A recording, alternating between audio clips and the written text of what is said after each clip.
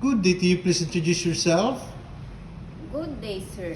I am Imelda Sigubatang from City of Ilagan, Isabela, Philippines. I am 35 years old. I am married. I have two daughters ages 10 and 14 years old. I have four brothers and two sisters. I am a college level. I took Bachelor of Science in Business Administration, major in Financial Management. Okay. Can you tell me your work experience? I worked here in the Philippines before as housemaid. I served one couple and three children ages 3, 5, 7 years old.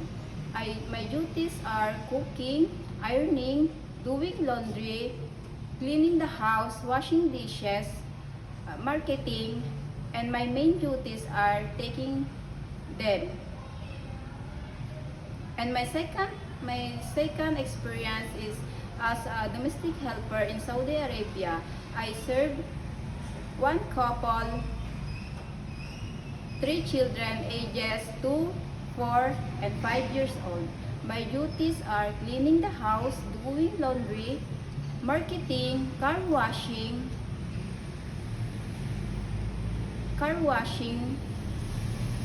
and my main duties are taking care of them.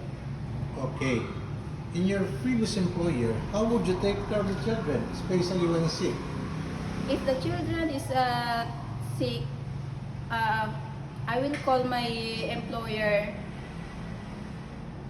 or I will get the temperature if they are sick, and I will tell to my employer. Okay. How would you describe yourself? I will describe myself as honest, loyalty, trustworthy, responsible. Okay. Do you have any tattoo? No, sir. Do you have surgery or serious sickness before? I have a surgery before because of my childbirth. Okay. Do you have an allergy to certain food? No, sir.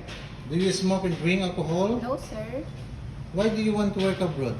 I wanted to work abroad for my best future of my family and especially my children. Okay. If you get hired, who will take care of your children? My husband and my mother-in-law. If you're homesick, what would you do? I only focus with my job.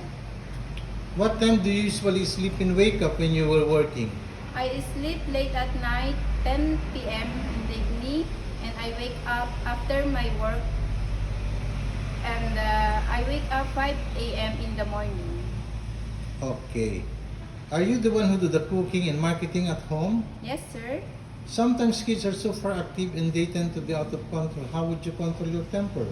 Be more patient and calmer. Do you accept no day off but to be paid instead by your employer? Yes, sir. When you visited the parents, relatives, and friends of your employer, will you Yes. help into the housework there? Yes, sir. Can you promise not to lend money in Hong Kong? Yes, sir. Are you scared of dogs and cats? No, sir. Are you willing to share room with kids? Yes, sir. Do you promise not to use cell phone during working hours? Yes, sir. Do you promise to finish your contract? Yes, sir. Can you cook Chinese food? No, sir, but I'm willing to learn. Can you sing a nursery song? Yes, sir.